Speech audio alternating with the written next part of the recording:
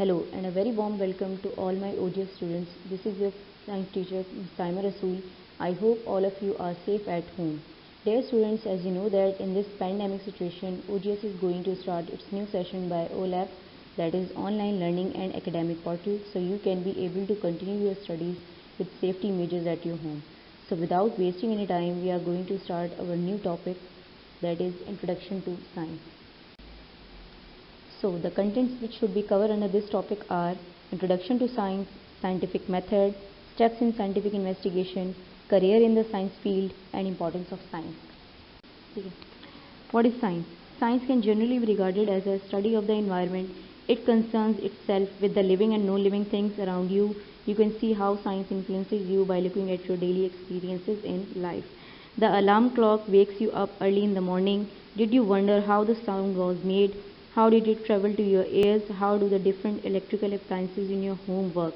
How does the refrigerator keep the food cold? What makes it possible for you to hear music from your CD player? How do pictures travel from the world over to your home in your computer and on TV? As you pass the day, you come into contact with many other objects and inventions. You should observe them carefully and try to find out how they work. On the other hand, science comprises of branches like physics, chemistry, biology.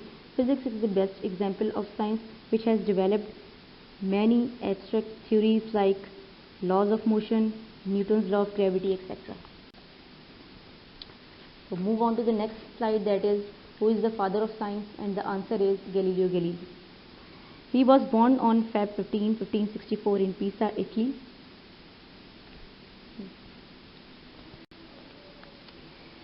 So here we have some inventions of Galileo Galilei.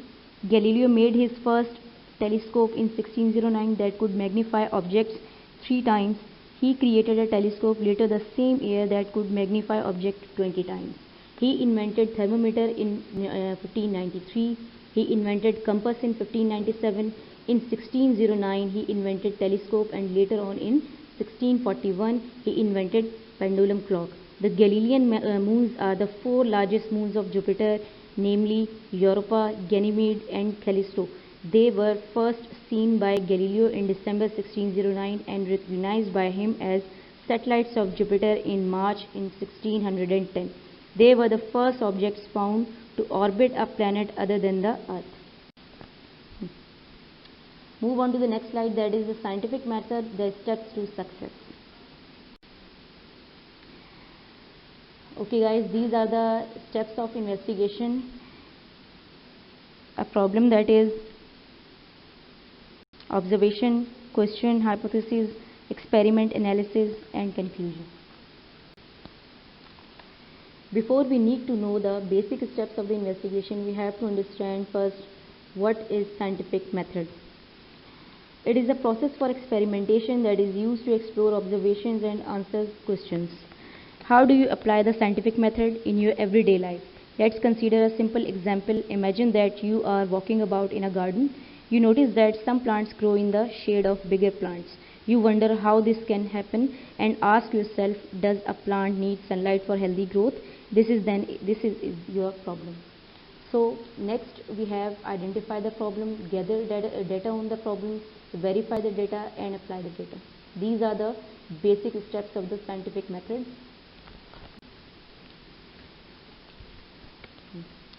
Move on to the next slide, in which in this slide I am going to tell you about the scientific method.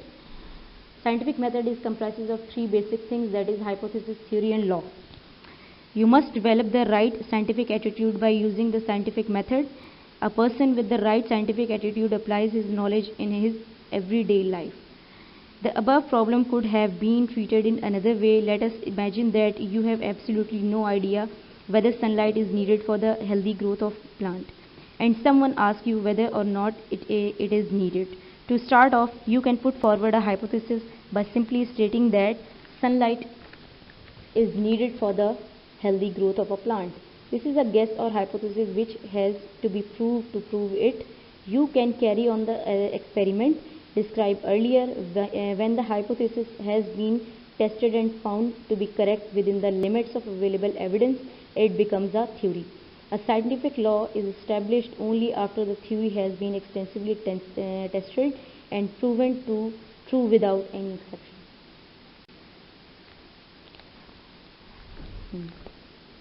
This is the flow chart so that you can easily understand the scientific method. First of all, you will be addressed a problem. Secondly, then by the help of the data collection, you have to make some research. After research, you have some guess or hypothesis which has to be proved by some experimental work. Once your analysis is complete, your collection or you collect your measurements and analyze them to see if they support your hypothesis or not. Once your experiment is complete, you can draw some conclusions and communicate your results to others. Professional scientists do almost exactly the same thing by publishing their final report in a scientific journal or by presenting their results on a poster or during a talk at a scientific meeting. Move on to the next slide. That is, here is an experiment you can see. In this experiment, you can clearly see that there is some plant activity is done by the help of using three types of fertilizers, that is A, B and C, in order to know that which type of fertilizer helps or support the plant's growth more. You can clearly see the results of the experiment that fertilizer A enhances the plant growth very well as compared to fertilizer B and C. Okay class, the next thing which I am going to tell you about the career in the science field. By studying science, you can choose a career as a doctor, engineer, astronaut, biologist, biotechnologist, nurse, etc. A physics degree can lead to a career in various sectors like automotive, aerospace and defense, computing, communication and healthcare. The last thing which I am going to tell you about, science in everyday life. Scientists study the environment not only to understand the happenings around us but also to improve the quality of life in every possible way. They have found the answers to many questions, but there are many other questions yet to be answered. Take a look around you and see what science has done for mankind. It has helped to improve our transportation, produce better materials for clothing and building, provide us with better medical care, supply us with more food and enhance communication. These are the main contributions of science, and there are many more to add to the list. Even though we are not scientists, it is important to have knowledge of science so that we can understand and appreciate the things around us. That's all for today. I hope you enjoyed this video. It's helped you a lot in your studies. Thank you for your attention. In next class we will study about energy resources. Stay tuned and be safe at your home. Allah Hafiz.